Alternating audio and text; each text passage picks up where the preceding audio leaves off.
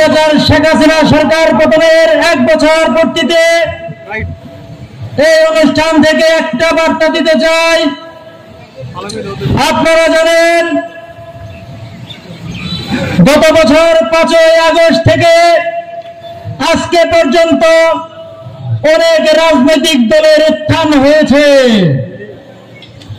আমরা দেখতে পাই 2018 সালের ঐতিহাসিক কোটা সংস্কার আন্দোলনের পর যদি কোনো রাজনৈতিক দল রাজপথে সবসময় সংযুক্ত থাকে সেটি হচ্ছে গণ অধিকার পরিষদ। আমরা দেখেছি রাজপথে বিপি নুরুল হক নূর যেভাবে নেতৃত্ব দিয়ে আন্দোলন সংগ্রাম করে 24-এর এই গণ অভ্যুত্থানে এই বৈষম্য বিরোধী ছাত্র আন্দোলনের সমন্বয়কদের প্রথমে যে 9 দফা দেওয়া হয়েছিল সেই 9 দফা কিন্তু বিপিনের খুদে বার্তায় পাঠিয়েছিল। আজকে আন্দোলনকে কলুষিত করা হচ্ছে, আজকে বিপিনুরকে মাইনাস করা হচ্ছে, আজকে গণ অধিকার পরিষদকে মাইনাস করা হচ্ছে।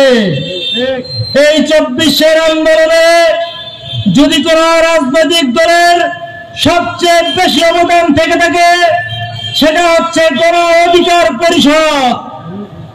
এই গণ অধিকার পরিষদকে কোনোভাবেই মাইনাস করতে পারবে না। আপনারা জানেন গত বছর 8ই জুলাই সরকারি আশিক মাহমুদ কলেজ শাখায় বৈষম্য বিরোধী ছাত্র আন্দোলনের পরে যে আন্দোলনটি হয়েছিল সেটি হয়েছিল মূলত ছাত্র অধিকার পরিষদের নেতৃত্বে। আমি স্যালুট জানাই এই জামালপুরে এই 8 তারিখে কিন্তু ছাত্র অধিকার পরিষদ ছাড়া কেউ আন্দোলন করার সাহস পায় নাই। এই ছাত্র অধিকার পরিষদ দেখাই দিচ্ছে। এখন দেখছি ছাত্র অধিকার পরিষদ, যুব অধিকার পরিষদ তথা গণ অধিকার পরিষদকে মাইনাস করার পায়তারা চলছে। প্রশাসনকে হুঁশিয়ারি করে দিতে বলতে চাই, আপনারা সহনশীল হন, সকল রাজনৈতিক দলকে সমান মর্যাদা দেন।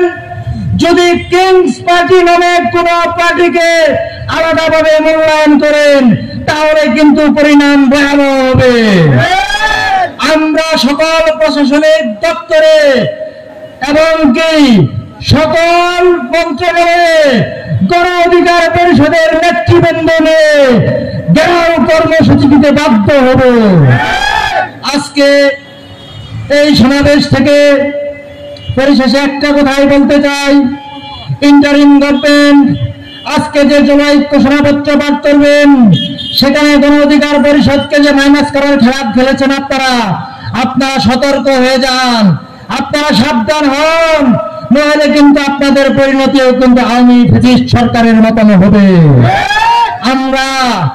আমরা সংখ্যায় কম হতে পারি, এখানে যারা আসছে সবাই কিন্তু বিপ্লবী, সবাই সাহসী, কেউ কিন্তু প্রাণীর পেকারের বিষয় কিন্তু এই সমাবেশে আসে না, সবাই দেশপ্রেম নিয়ে আসছে। পরিশেষে গোয়েন্দা সংস্থা এবং আমার সাংবাদিক ভাইদের ধন্যবাদ জানাচ্ছি।